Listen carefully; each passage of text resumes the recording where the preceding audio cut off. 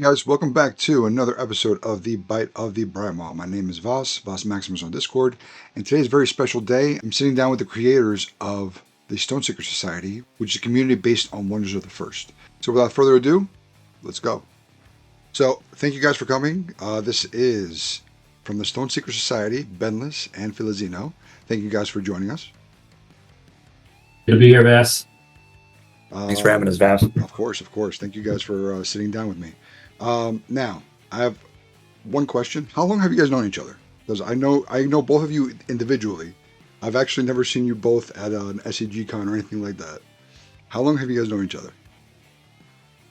2 years, right, Phil? I had to do the math before we got on. I was thinking Gosh, has it been that long? Well, yeah, check me. I was thinking back to May of 24. Wow. If I got my right, because is that when the Kickstarter was going on? Yeah, well, it was April, right, where it was starting to lead up. But right. Yeah, we had the two Kickstarters, well, technically, because the first one got canceled. But yeah, you're right, May. Yeah, so I guess about 2 years. And it was cool because we kind of knew each other just in Discord, right? Through Discord. And I know you had gone to the first Shattering. I unfortunately couldn't attend. And then we really started collaborating last summer is when we really started kind of working one-on-one together. That's awesome. Yeah, because Shatterings, SEG cons, Dragon Cup, I've seen Ben. So you guys got into Wonders from what, Instagram posts? How did you guys get into the Kickstarter? Yeah, the algorithm, it got me. So it was around that April time. I think my join date was probably the first week or second week of April. But yeah, so basically saw the post, really was intrigued, I think, because the image of the art, and then dived into the website or whatever they had at that time, which wasn't the full-blown website they have now. It was a construction of that. And yeah, just dived into the Discord. I kind of already knew a little bit about Discord, but then just poked my head in and started asking a lot of questions. And I've been here ever since. And you been? Now you're the one answering them, Phil. Yeah, it's similar. Instagram. I'm on Instagram. I was on Instagram a lot at the time for my business, and was not necessarily looking for a new game or anything. But I was a new dad at the time. I had I was a 1-year-old at the time, just over one, and still short on sleep and stressed and just kind of feeling like I needed something. So they caught me at a weak moment, caught me in an opportune moment, I guess. I remember seeing an ad on the Instagram, and my first thought was, kind of looks like a little bit like MTG, like Magic.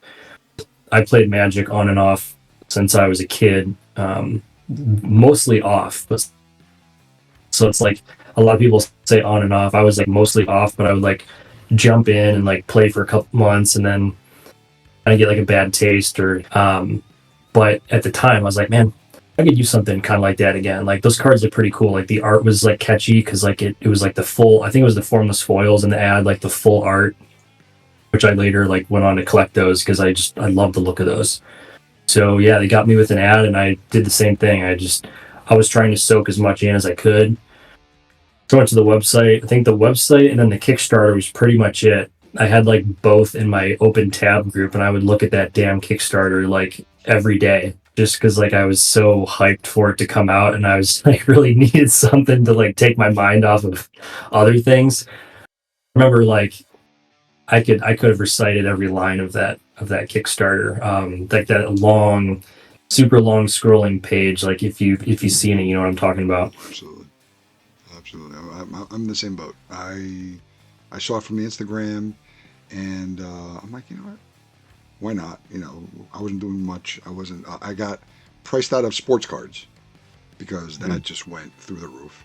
And I'm like, all right, Pokemon's big. I'm being priced out of that. Anything on the secondary market was ridiculous. So I just popped up, and I'm like, you know what? Let me check it out. And I loved it from the beginning. I love it from the And beginning. and Ben might know this because I think I might have told him the story. But what was really cool is when I first popped into the Discord, I was transfixed by the Boundless orbital. And so what was really cool, yeah, Boundless for life.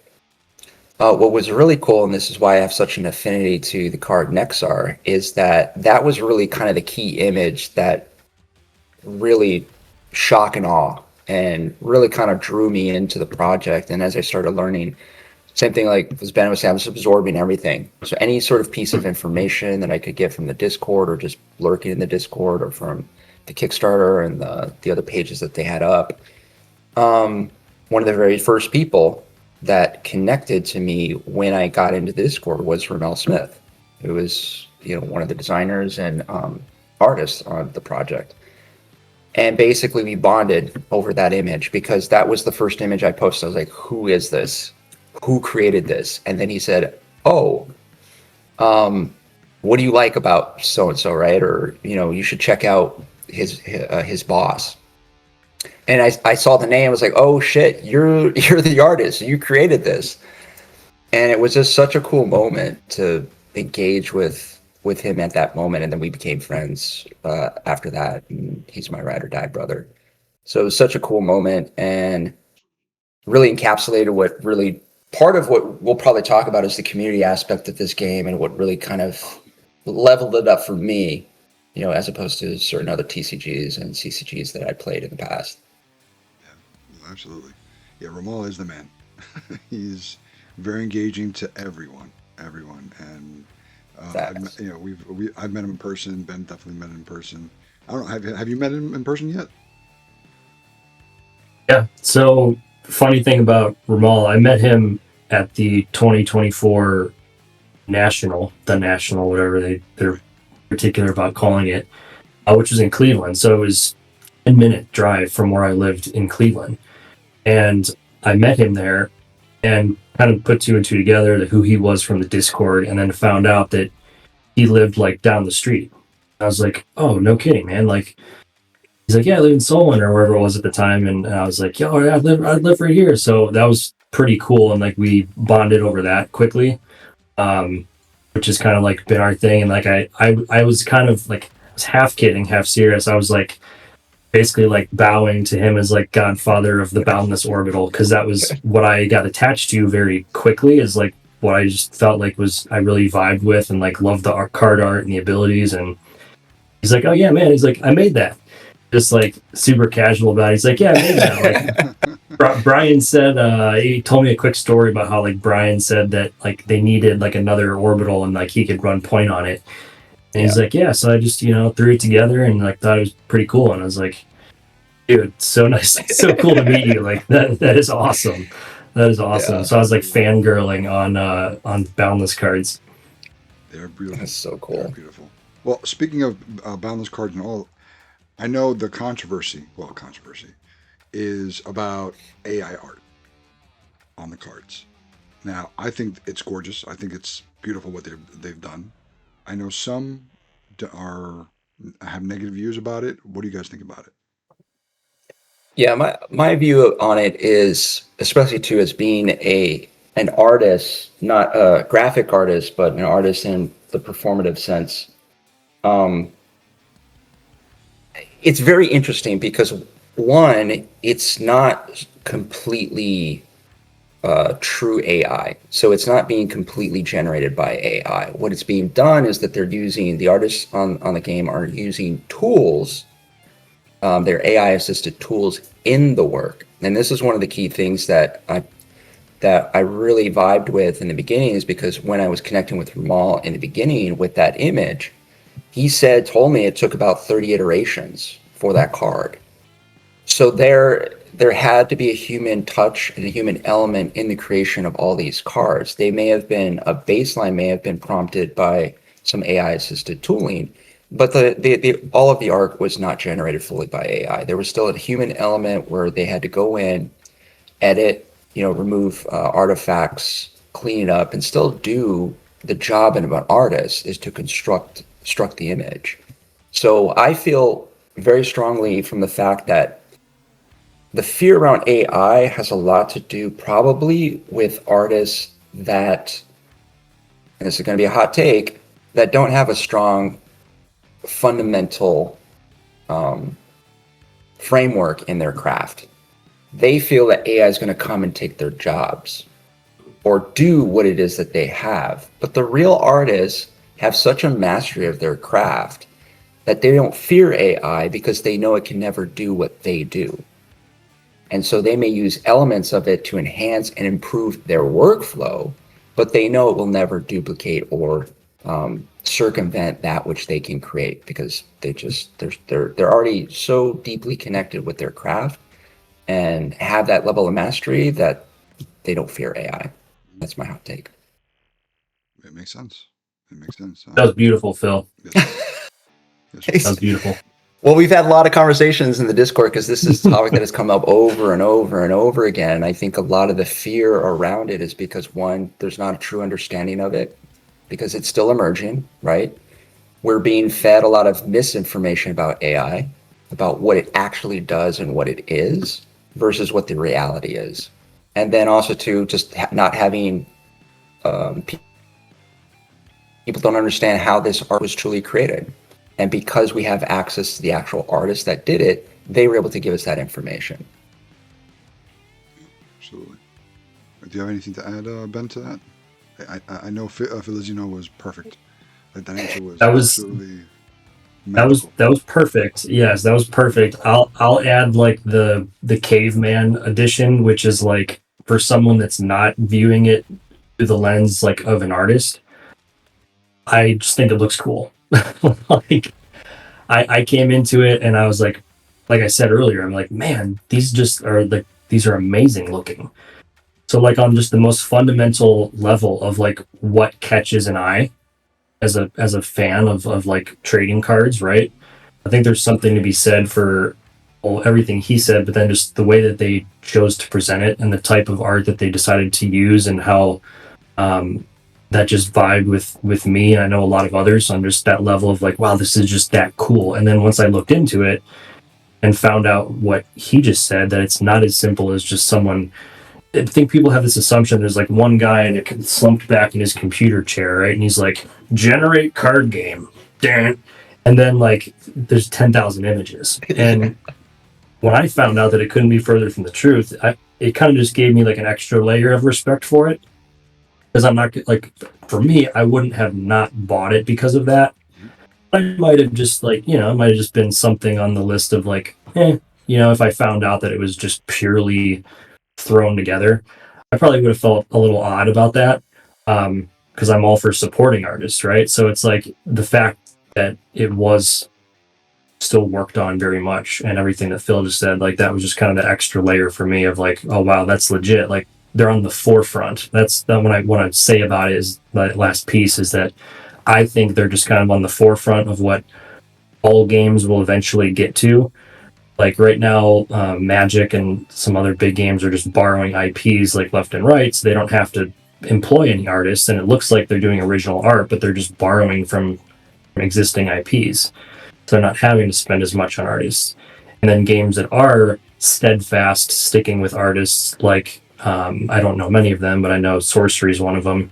They're having to put out sets very, very slow, and they're having to spend a lot of money. So without getting into too much commentary on that, it's just the fact that I think this is the way of the future, and I think that speaks to kind of what this game is about in large part, with their whole tagline of like CCG unlike any other. They're trying to break a lot of these molds of what's acceptable or like what's faux pas, and just like, well, we don't care, like we're going to kind of do it our way. Yeah. And I love what you were saying to that, Ben, because the irony is that Imagination Mining Company, IMC, the umbrella company for Wonders, is that they paid their artists more than some of these other traditional artists that work on these TCGs. So there you go. Real artists got paid. So how can you argue it? Yeah. So it's interesting. Again, people just not knowing the actual facts. Right. Misinformation. Yeah. Well, haters gonna hate, as they say. Haters gonna hate. Yeah. So the big question: where'd you guys come up with the StoneSeeker Society? This guy. StoneSeeker Society. So yeah, this came about because I was using the school platform for my own business stuff. Like I'm in the health fitness industry, and a business coach introduced me to School, SKOOL. That your viewers here are going to know, and listeners, that that's the platform we use. And I just love the platform. I thought it was really great from like an educational perspective. It was like a really great way to learn. It reminded me of like taking like college courses online and things, where just things were super structured and presented in just an organized manner, nice and clean.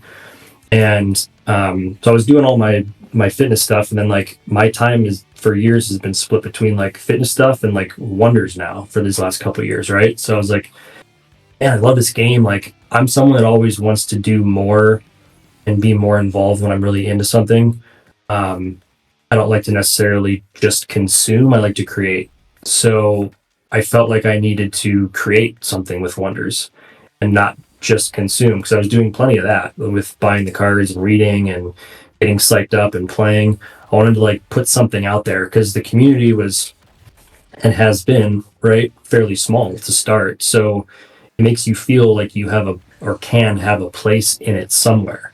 And that's what's so cool about yourself and us here and a lot of our friends that we could shout out in the video, I'm sure, right, that are doing their own channels and doing their own things. You can have a voice and a platform quickly. So I was thinking, like, you know what? I want to create something, but I'm not like an on camera, like, content kind of person. Like, I'm not really into that. So I was like, what else could I do that is more of like my lane? And my lane is more like teaching and coaching. So I was thinking, well, the game's new, and there's a lot of people that want the information, and as it grows, there's going to be a lot that more that want the information. And the Discord is like, it's great, but it's kind of I always use the metaphor. It's like the Wild West.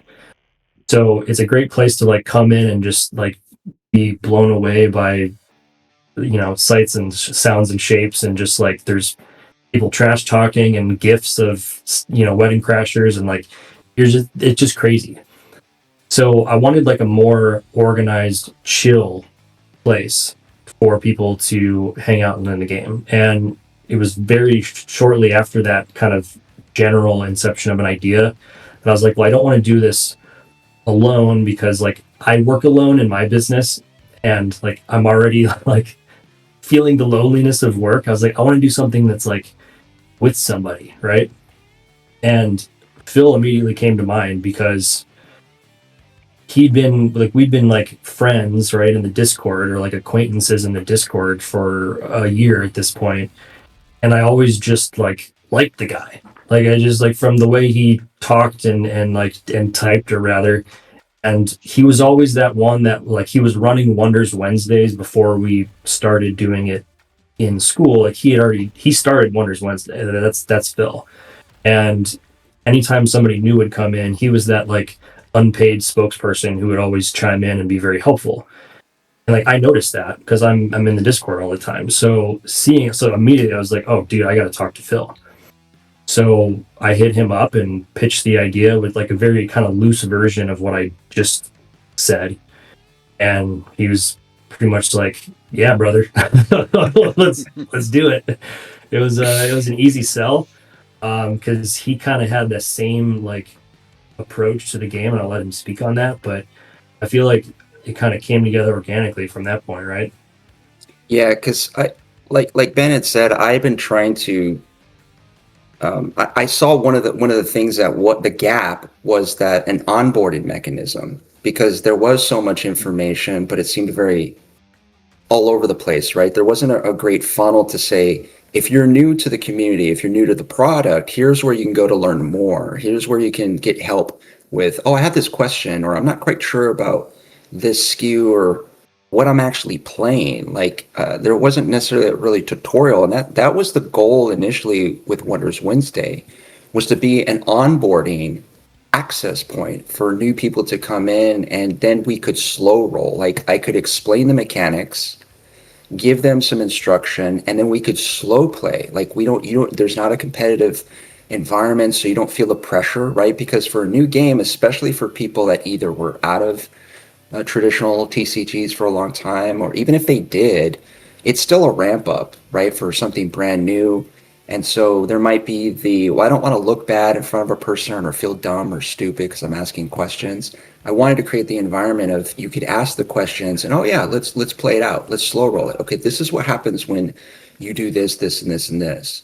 So that was the initial idea of Wonders Wednesday, and it was always trying to look for ways to increase that engagement, increase that educational aspect of it. So when Ben brought his idea to me, we immediately vibed because he was, like he said, he was already seeing things in a very similar way that I was seeing it. And since we'd both been in the Discord for a while, we saw the same gaps, and it just made sense. Like, oh shoot, here's a great idea where we could fill in those gaps together, and it just made sense. And then it was easy to work with him and just create, and we just started tinkering. I think it took us a couple of months to build out the bones, right? But then very quickly after that, I personally have a lot of pride in the fact that we are the de facto community-run tournament scene.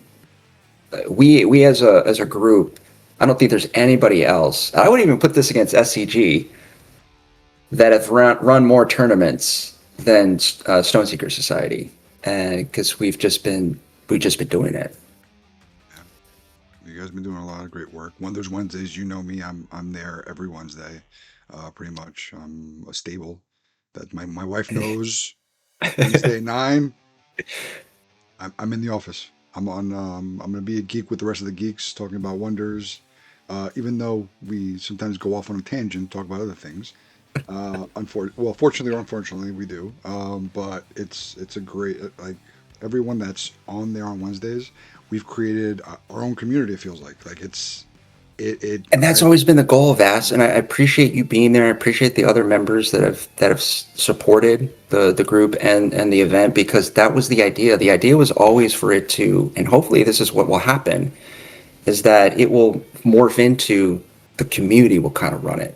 It will become the thing that the community decides to do. I just wanted to be kind of a steward and an advocate for it, so that way you all can create it into the space that you want it to be. And yeah, we can kind of do both. We can do gossip. We can do just hang out. Because, like, I think, Ben, when we constructed it in the beginning, we talked about this vibe of like a coffee shop meets like a bookstore, almost like a library environment, where it was very casual. You could feel very chill in it, and you could just have a good time. We wanted to make it fun and inviting, where there wasn't this pressure or this chaotic energy of another place, like a Discord can be, Makes total sense. So we have Wonders Wednesdays. We have the school website. You have memberships for school. What does it constitute? What does it mean being a member of the StoneSeeker Society?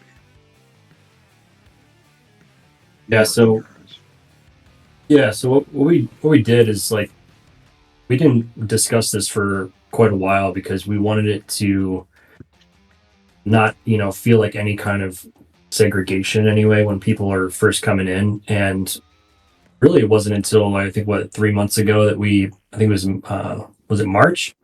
February or March that we... It was around February, yeah, I think, yeah. Because we wanted to do it before Call came out. Right.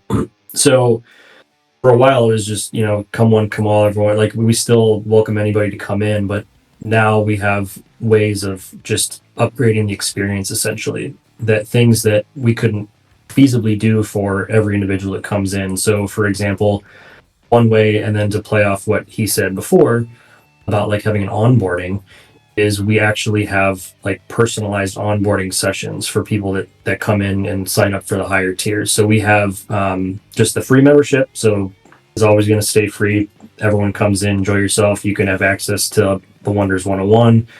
You can jump on the Wonders Wednesday calls. You got all the polls, the community engagement, trading platform, all that good stuff. But if you want a more like upgrade experience, then you can sign up for premium or VIP. And it's just two tiers essentially. Premium is that first paid tier, which right now is $25 a month, and that's going to come in with getting a T-shirt and discount on merch. You get all your tournament fees waived, so you don't have to worry about paying for any tournaments. Like, we'll still pay out everyone that wins, but just that's covered. So you just tell us like, "Hey, I want to play," and you're in. So we do that, and then there's upgrades in terms of like what you get for giveaways. And the thing I was walking towards was like the personalized onboarding. So if you come in, you have an hour sit down with either Phil or myself. Eventually, if things get out of what we can handle, we'll probably bring in some more experts, so to speak. But for now, we'll sit down with you, and it's kind of like, hey, what do you want to learn? Like, where are you coming in from? Are you coming in from another game? What's your background? Are you totally new? And it's truly just like a sit down with someone that knows Wonders what we think is pretty darn well, right? And just come in and we could do a gameplay session where it's chill, you're not being compared to anybody. It's just, hey, let's teach you how to play. Or it could be, hey, let's teach you some of the collection stuff. This is the history of the game. These are the different card types. These are the different products. So it's just a cool way to connect and have it be one-on-one, a little bit more intimate. And that we think that's pretty unique to what we're doing. So that's kind of the mid tier. And then the VIP is the upgraded version of that. So when you come on board, you get a merch bundle and you get a hoodie included in that. So not just a T-shirt, but you get a hoodie and you get a greater discount on merch. There's upgraded giveaways, and you get multiple onboarding sessions for continued support and gameplay.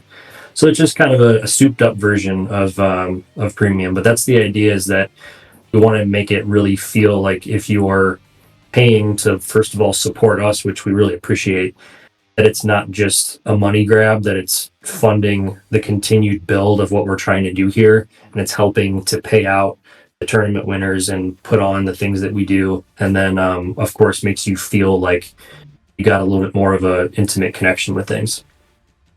Yeah, and it's great too because the spirit of the StoneSeeker Society is really just an extension of. I know that you've asked, and Ben can speak more to it. Is when you're on the ground at these events, especially like a Shattering, even the SCG cons, when you connect with the communities, there's such a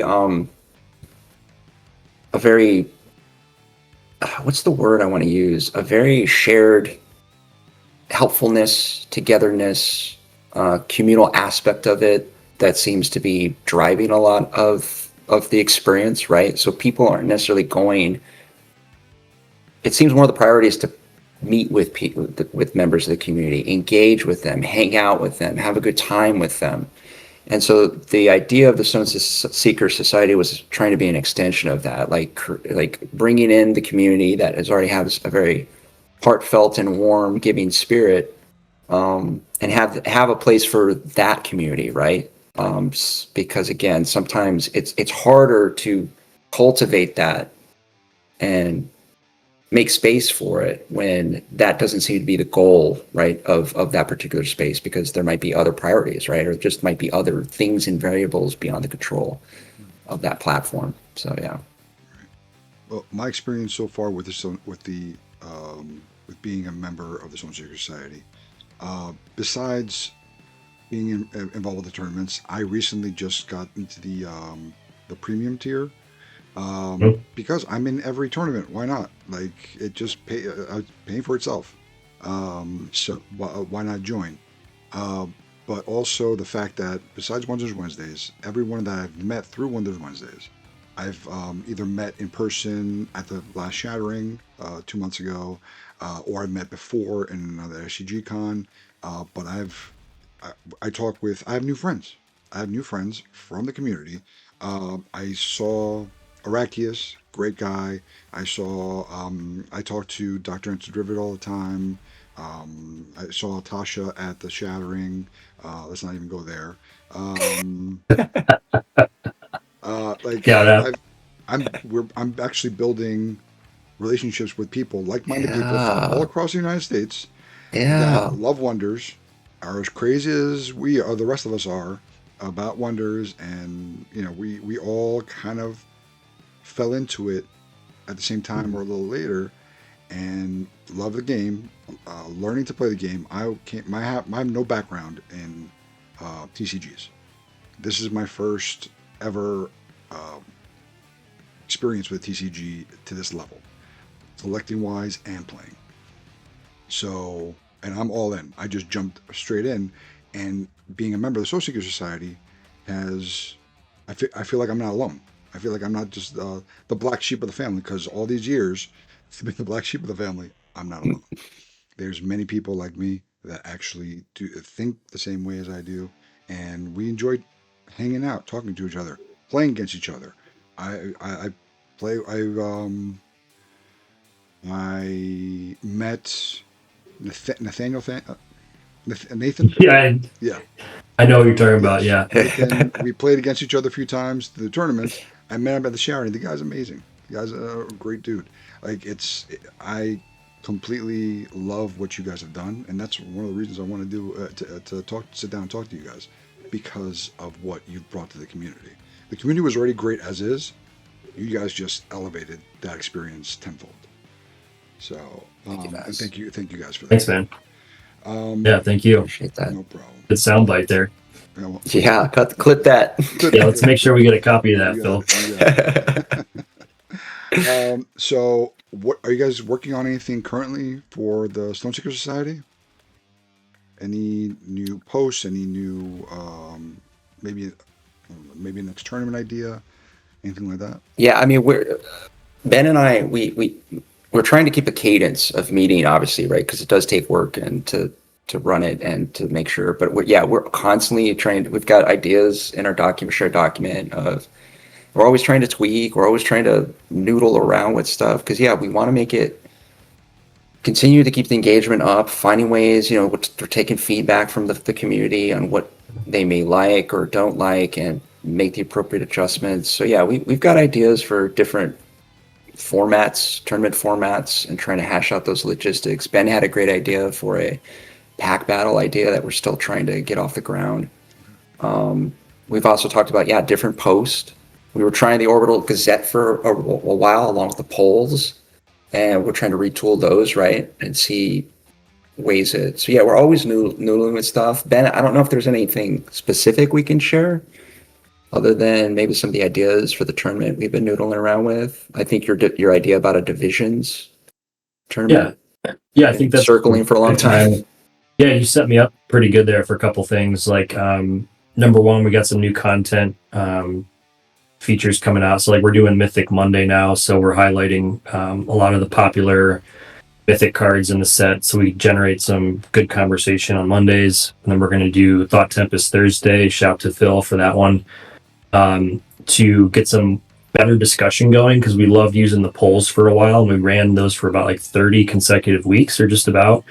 But after a while, like it gets tricky with poll questions because you have to have pre-selected answers, right? So we get like good votes, but it wasn't generating some of the conversation that we really wanted to get to. So I think doing these like new content pieces with Mythic Monday and Thought Tempest Thursday, we're gonna have a lot of good buzz and good involvement. And then Heat Seeker is like our informal or like working title for the pack battle game, which we like teased and like tested and then realized it's gonna need some work before it really like comes out. But people are so into ripping and breaking, right? That it's like we wanted to have almost like a secondary option to just like the playing of the game. And it's very much in like the working format, but we've wanted to use the boards, like the actual play mats and the lanes, to gamify the act of breaking cards. So that's kind of the tease, is that like you would, in some form or fashion, and we're still working on it, but you will open packs and you will flip over the cards that you get in your pack. And depending on how we structure it, you can take a realm and take a stone in a realm by having the bigger hits in the pack.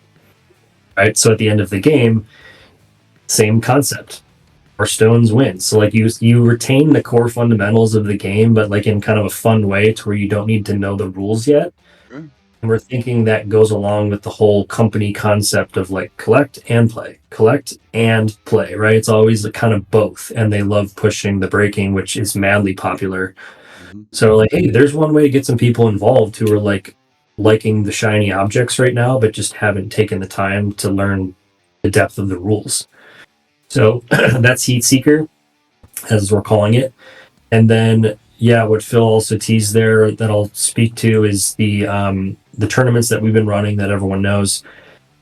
We've got great participation. We've got almost 100 different people that have joined one of the tournaments at this point, which is outstanding for an online format like this, where it's just me collecting money via Venmo. Like, I'm proud of what we've been able to do with it at this point, but we're always thinking of how can we make it better, how can we iterate, and one way to do that going forward, because of the way we view it as not being a competitor to SCG Con, because that's the true competitive circuit where you want to go and climb to the top and you want to win and all that good stuff, right? Which we need to, the game has to have that. We want ours to morph into something that's more casual competitive. We continue to kind of call it that, casual competitive. We want it to be fun. We don't want to discourage people from signing up, because my fear is that not fear in like an intense way, but just like my concern, I guess we'll say, is that once you get a popularity to the game to where there's so many good players, I don't want the new players to start feeling like they can't join because they don't want to, because I already have some friends that want to like learn the game, and I'll tell them about my tournament thing that I do, and they're like, oh man, that's awesome, but like, thanks anyways. I don't want to go get walloped for 5 times in a row, because like, well, we're considering hey, you're on the up and up, man. Don't sell yourself short. Yeah, you're building your skill. It's Yeah. coming slowly, but I've been there. I've been there on the 5 rank. But that's how We all start there.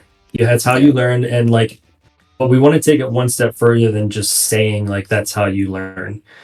And what we want to introduce, and this is not like the formal introduction, so don't quote me on that. But what we're working on is having some type of 2-division or 2-tiered format, so that when you come in and you join, you're either in like tier 1 or tier 2, and we'll have some kind of separator, whether it's like win percentage on your career or how long you've been playing the game. There'll be probably multiple like qualifiers that are going to put you in one or the other. And we keep all that stuff internally. So like when we do a tournament, it's just 5 rounds of Swiss. If you do well, you play in the top 8, and then we celebrate Yahoo, we move on. But we keep internally like all the win-loss records and win percentage and how many people top 8 and like all that stuff. So that what we can do eventually is just in our spreadsheet, just draw a line. And it could be, again, kind of whatever point we want to create a cutoff. And then at that point, now we have 2 divisions that both feel competitive in their own right, and we can have sort of, for just lack of better terms, just advanced and beginner, right?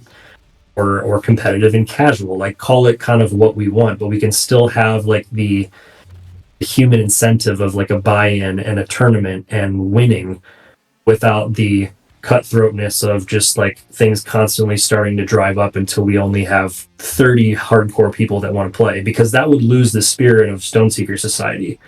Yeah. So we see it like it's not there. It's still great. We have a really nice mix of people right now, but we're looking down the road and we want to get ahead of that. It makes sense. And since I have been competing, I think the last 3 tournaments I've been in, every single time I played, it doesn't matter if it was an expert level or a beginner, everyone has been so understanding, so patient. If I make a mistake, because I'm still learning, I might make a mistake. Either a judge is watching, another viewer's watching, or my opponent will be like, "Oh, I don't think this is it. Do you mind if we ask someone on the Discord if this combo works, or if this is how the card's supposed to be played?" And we'll wait until someone answers. Even though it's a competitive, even though there is money involved in the top 8, it feels like everyone is very chill, whether you're an expert or not. So we've been telling, we got a few members that are on Wonders Wednesdays to be in in this current tournament, which haven't been before, just to join, just to see how it is. Whether they're winning or not, it shouldn't matter. It should matter if they're learning. So, Well, yeah, exactly. Well said. That's exactly, and that's like what we're trying to, again, cultivate and make sure that we're maintaining that spirit, because like you said, that's what makes it so great, is that quality. And so, and would be really cool too is another thing, another way of evening the playing field is to bring back that ability of sealed, right? Because that's what's great about sealed, is that puts everybody on the level playing field. Right. It's just logistically, it's very difficult to do that in the online digital format, but it's definitely something we want to be able to bring back at some point. We did it once, and it seemed to go really well, but it's definitely a much bigger logistical lift to try to solve or to negotiate. No, it's tough. Like that's a lot. I think we discussed it on Wednesday. That's a lot. Yeah. That's a lot for you But guys. that's why we think this idea with the two divisions could work out really, really well. So yeah. Well, um, keep up the good work. that's awesome. Thanks, man.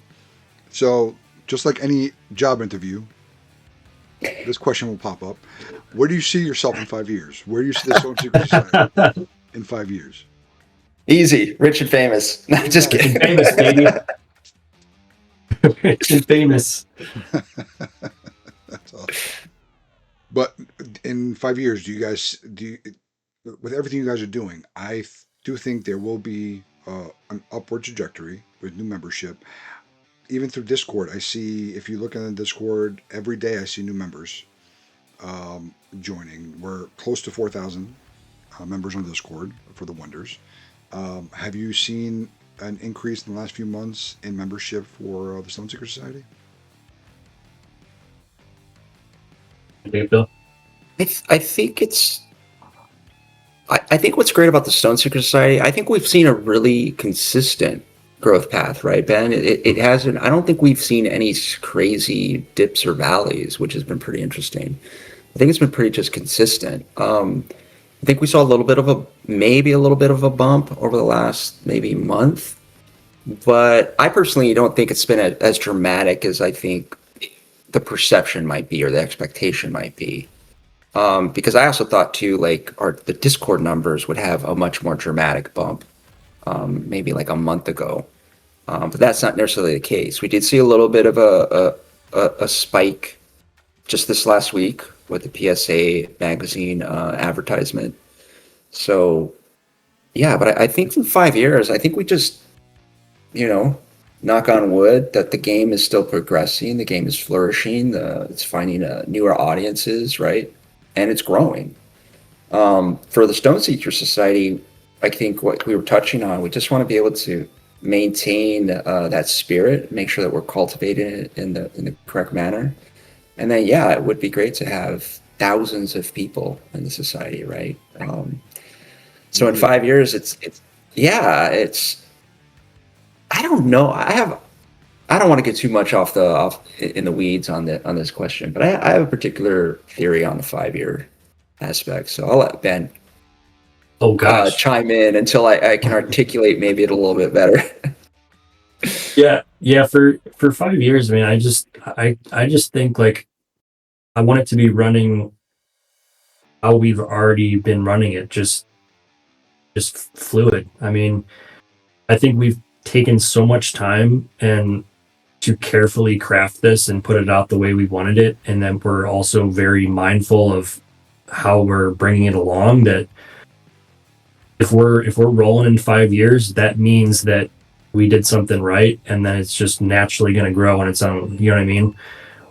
We don't plan on doing, at least now, like we don't plan on doing a lot of aggressive marketing or growth related stuff. Like we're going to get an Instagram page going, maybe a YouTube eventually, but it's going to pretty much just be means of helping people find us. And we're not like, we're a place that's just there for you to find and come in. Like when he said earlier about like the bookstore coffee shop vibe, like we just want to be there as that place, like the local place in town where like it's not as big as the Walmart, but if you start asking people, they're like, oh man, have you checked out StoneSeeker Society? And then when you go, like you just keep going because the coffee's so good and because the people are so good. So I kind of just view it like that, like little niche place that's doesn't have to be the biggest, grandest thing, but that's okay because that's what we want to kind of try and preserve is just the tight knit nature of it. Yeah, I don't know if did I hit on anything that you're going at, Phil? I think you just hit spot on. I think it's like we don't need to make it We're on the as big same page, as. I guess. Yeah, exactly.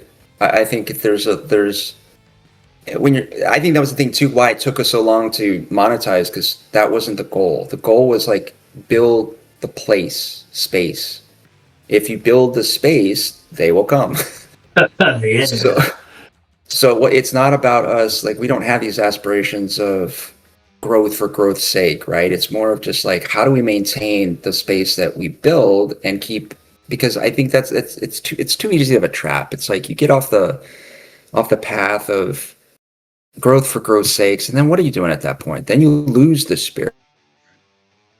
Then you stop executing on what really matters. And so I think that's Ben's hitting it perfectly. Is we want to maintain. Maybe it might be a little bit bigger, great, but we want to maybe do things that are continue to cultivate that space and make that the space that, like he said, that you want to come to.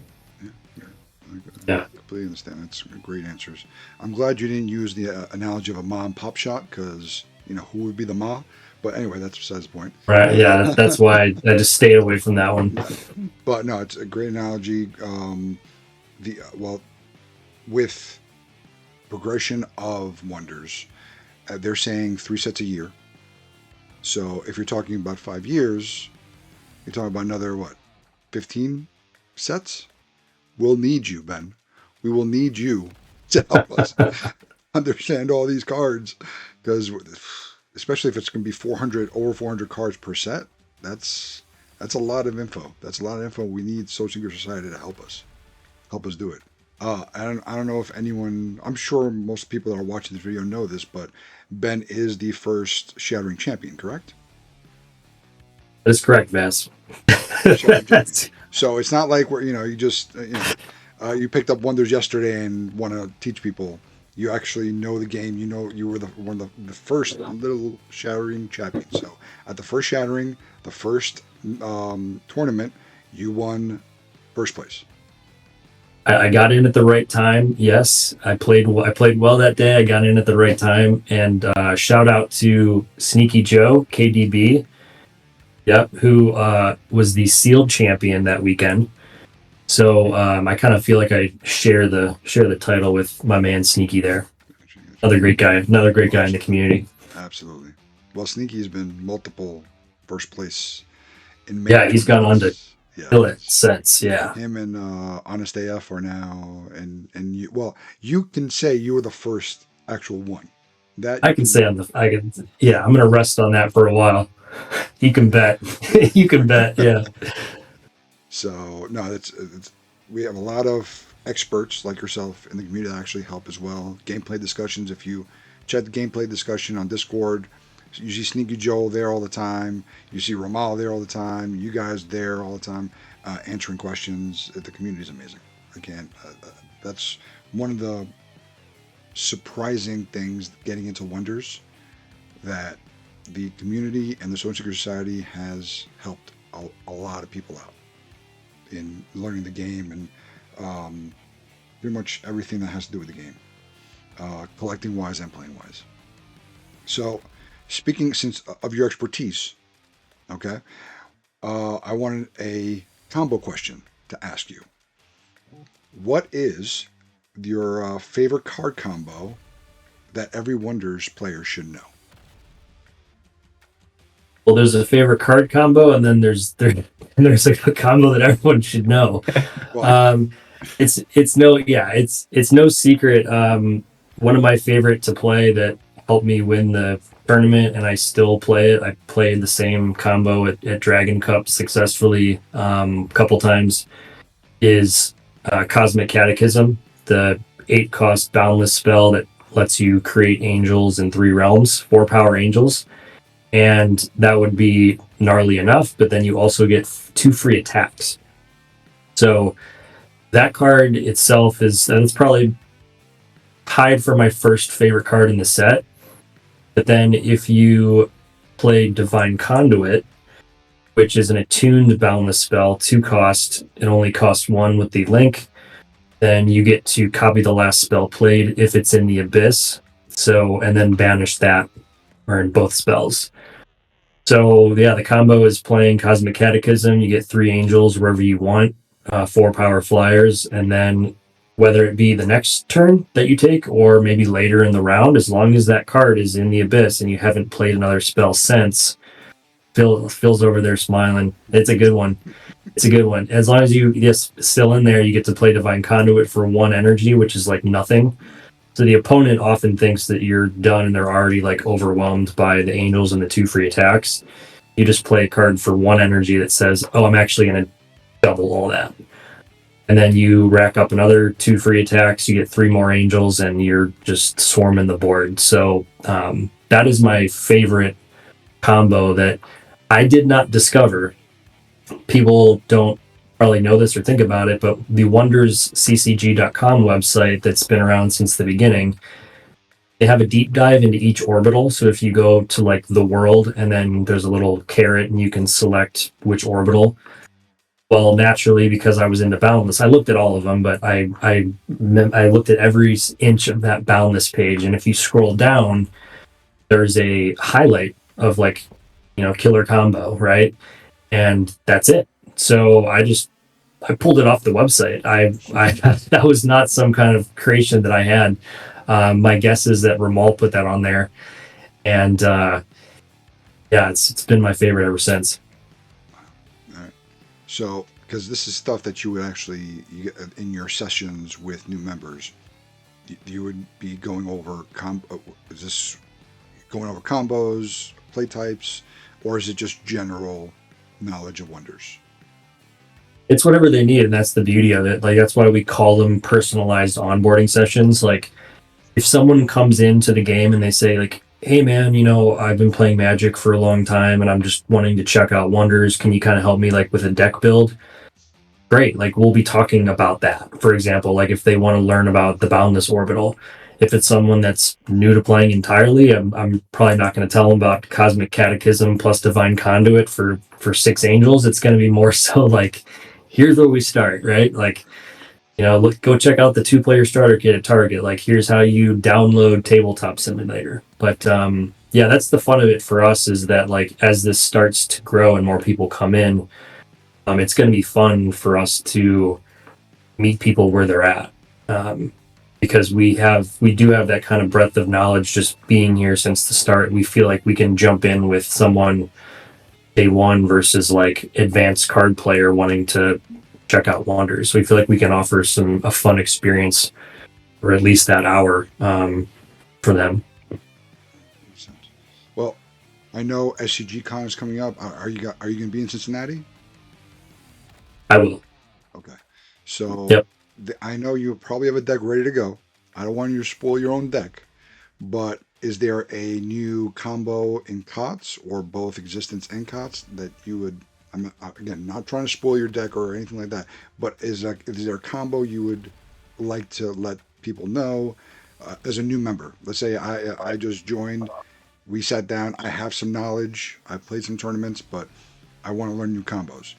Is there an easy one or one that everyone should know from both Existence and COTS? That's a good question. That you're willing to let us know. I'm not spilling any beans from the Cincinnati deck, but I don't that's want a good question. Of team first formed on me. No, I don't want to. Phil, do you have anything that immediately comes to mind as like a good like a COTS starter combo or something that's like a fun one? What? Well, I think wasn't the one with the mouse and the Nova? Wasn't it the Nova cannon? So it was an item. So basically, it allowed you to trigger the sack effect an additional time. You're talking about Helio Seat Cannon? No, it was not the Helio. It was the new one, I think, in COTS. I think it was like the Nova, called the Nova cannon or the Nova launcher or something like that. And if you Nova attached launcher? it allowed you to try to look it up. Yeah, Nova Launcher is the one where you can have the wonders in the adjacent realm shuffled back into the deck. And then the Helio you're talking about I'm talking about the Nova Launcher. That's what it is. So Yeah, it's a equipped wonder gets +3, sacrifice free, choose the realm or an adjacent realm. Each player shuffles all wonders they own into their decks. If you equip that on the mouse says you can use a sack ability, right? Without having to sack it. talking about Trevelyan Mouse Heart. Yes. Yeah. Yeah. So that's like a cute little combo, right? Like tap free. Yeah, for each card you control with a sacrifice ability, you may activate that ability once this round without sacrificing that card. So that's a cool That is, little combo that can do some damage, in a realm or two. yeah.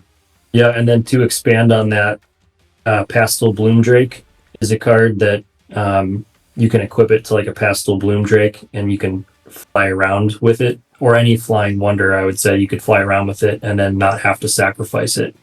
So you Yeah. could shuffle multiple realms into the decks. Yeah, I think if you talk with Ben and I, a lot of our combos are going to be boundless themed, because there's just so many great ones. Like the one I thought about was the what was it? The lunar empowerment. It's such a good combo with that. Like what you keep saying with using it in combination with divine conduit. Mhm. But then there's other cards, right, that you can trigger. Rigel comes to mind where you can trigger, ascend earlier than round 7. So there's all these cool little, really disruptive things that you can do in Boundless, which are really fun. Mm-hmm. Yeah, yeah, no, it's yeah, yeah. I definitely can see that you guys are boundless oriented, but no, that's awesome. Great answers, guys. And that, yeah, I have seen like some of these combos. I have seen and been beaten by, so uh, it's it reminds me of my losses, but I should. That's why I need the StoneSeeker Society. I need to learn more. I need to learn more combos. Right. That's Um, right. but I do see that we've gone way longer than I thought we would, and I appreciate you guys joining me in this. Before we go, do you have anything else you guys want to add? I think And you we asked great covered all. questions. I was going to say, I think we covered a lot and we got out more than I would have even wanted to in this chat. We appreciate you being part of it and being, like you said, one that's showing up there every week and engaging, because that's what we did this for. Is like it warms my heart to like sound a little soft for a second, like to see people coming in and enjoying what we've built and having fun playing in the tournaments, win or lose, and engaging in the posts and getting people to join. Like that's what it's all about. I think like what we are pointing to earlier, we want this to be. Phil was talking about this in terms of like the Wonders Wednesday and how he wants to like cultivate it and be like a steward for it, and eventually like you kind of want to sit back. I think the same could be said for just StoneSeeker Society as a whole. Like to like round out on that like 5-year question, like if I can just like log in 5 years and basically just like see everything living and breathing on its own, like really without us doing as much active, right, like encouragement, that'll be a beautiful thing, because we do want this to like kind of live and breathe on its own. And then we're just like two guys that like you might see posting and not know any different. You're just like, oh, here's two guys that have probably been around a while. Like I'd rather it be like that, where I'm just there hanging out and like not taking any kind of like credit or like, oh, I created this or like anything like that. Just like sitting from the corner, like watching it like live on its own and thrive, I think would probably be my new answer to the earlier question. That's awesome. Well, I think Phil, you're working. I, I, Well, it's back and forth. It's back and forth. So it's more of like, yeah, all right. Well, I yeah. don't want to I'm take getting up any pulled away. more. I'm getting pulled No away. worries. I But don't want yeah, to take to up more of your time. but Thank to you touch on guys. what Bay said Yeah. or Ben said is that, yeah, I really appreciate everybody that has been part of the society. They've made it what it is. We want to continue to foster that, and just so grateful that Ben reached out to me, that we were able to build this together, and grateful that people are enjoying it and are receptive to it. So yeah.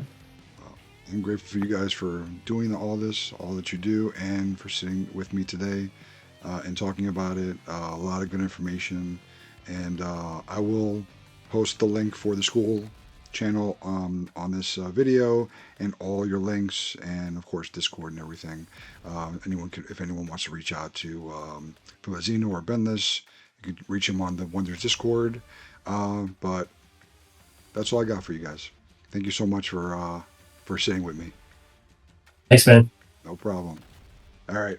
Have a good one. Talk to you guys soon. See ya. So there you have it. Special thanks to Philaxeno, Anthony, and Bendless. Ben, you'll find him on Discord, on Wednesday the 1st, on the school website, where I'll have the links down below.